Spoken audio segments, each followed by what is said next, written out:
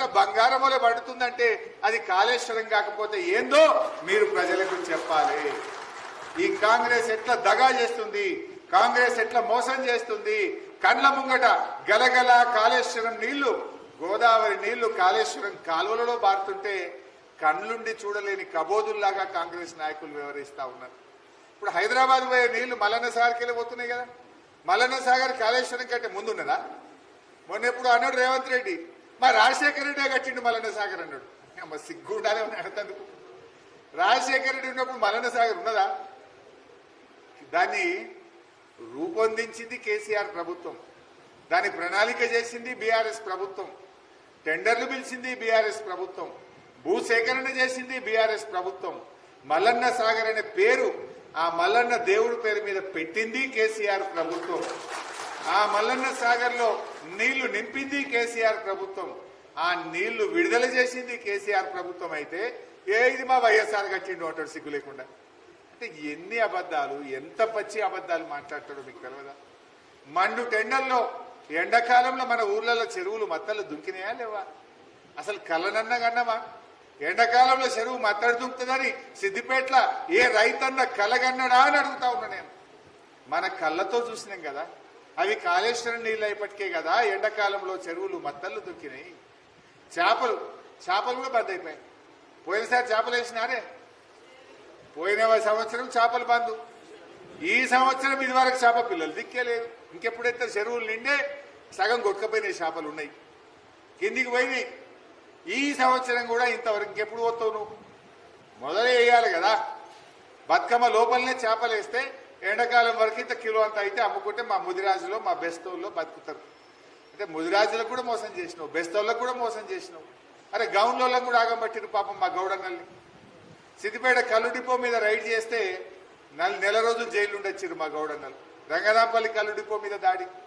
అసలు 10 ఏళ్ల కేసీఆర్ ప్రభుత్వంలో ఎవడన్నా కల్లు డిపో దిక్కు ఆఫీసర్ అంటోడు కన్నెత్తి చూసినాడే? చెట్టు పన్ను రద్దు చేసిండు, పాత బకాయిలు రద్దు చేసిండు, ఆటోమేటిక్ రెన్యువల్ తెచ్చిండు, ఈత వనాలు పెట్టిండు కేసీఆర్. కాంగ్రెస్ వాడు చేంజ్ చేసిండు. మంత్లీ మామూలు, ఏడాది మామూలు ఇవ్వకపోతే కల్లు డిపో మీద దాడి, జైళ్ళల్లో పెట్టుడు. మా సిద్దిపేట గౌడన్నలు మొన్న నెల రోజులు జైలు ఉండొచ్చారు. 40 లక్షలు లంచం ఇచ్చిందట పాపం. ఏది బయటకు వచ్చినందుకు లంచమైంది 40 లక్షలు. ఇది కాంగ్రెస్ కథ. ఎవరినే నాయన మీరు పోగు పోసింది? ఎవరు రైతులను ఆగం చేస్తుంది, గౌడన్నలను ఆగం చేస్తుంది, మా మత్స్యకారులను ఆగం చేస్తుంది. ఎవరికన్నా ఒక్కరికి మీరు చేసిన మంచి పని ఏమైనా ఉందా? ఇంకా పిల్లల చదువులు ఖరాబ్ చేస్తారు ఎవడన్నా? ఫీజు రియంబర్స్మెంట్ ₹1 ఇయ్యలే రేవంత్ రెడ్డి. నేను ఛాలెంజ్ చేస్తున్నా, కరోనా వచ్చిన నాడు కూడా 1500 కోట్ల ఫీజు రియంబర్స్మెంట్ ఇచ్చిన మేము. మా ఎస్సీ ఎస్టీ బీసీ పిల్లల చదువులు దెబ్బతినద్దని. కరోనా వచ్చినా కష్టం వచ్చినా కేసీఆర్ రైతు బంధు ఆపలేదు, పిల్లల చదువులు ఆపకుండా ఫీజు రియంబర్స్మెంట్ పైసలు ఇచ్చిండు. నువ్వెందుకు ఇస్తలేవు? మూటలు ఢిల్లీకి మోయడానికే సరిపోతుందా? పిల్లల చదువులకు నీకు పైసలు ఇయ్యే చేతనైతే లేదా? ఏం చెప్పినావు ఆ రోజు? ఎందుకు పిల్లల చదువులకు పైసలు ఇవ్వవు కూడా మనం అడగాలి. అందుకే ఈ కార్డు దయచేసి మీరు ప్రతి ఇంటికి కూడా ఇవ్వాలి. ప్రతి ఇంట్లో 100 రోజుల్లో ఇస్తామన్నారు. 700 రోజులైంది, ఇంకా ఇవ్వలేదు కనుక కాంగ్రెస్ పార్టీ బాకీ పడ్డది. కట్టియాలి కదా, 3 నెలల తర్వాత అది కట్టియాలి కదా. మొదటి 3 నెలలు అంటే మీరు పెట్టుకున్నారు, 100 दिन में करते हैं, 100 दिन छोड़ देंगे, 100 दिन के बाद जितना भी पैसा आना है वो गिन के देना पड़ता. तुम లెక్క పెట్టి ఇవ్వాల్సి ఉంటుంది బిడ్డ. నువ్వు ఒక్కొక్క నెలకు 4000 పిచ్చినట్టు 2000 బాకీ పడ్డట్టు. ఇప్పుడు 22 నెలలు, 22 × 2000 అంటే ఎంత? 44,000.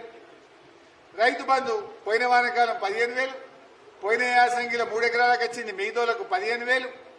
ఇప్పుడు 15,000 బదులు 12 ఇచ్చిన. లెక్క పెట్టి ఇయ్యద్దా? రుణమాఫీ అయినా అదే ఊరన్నా ఊళ్ళో పూర్తిగా?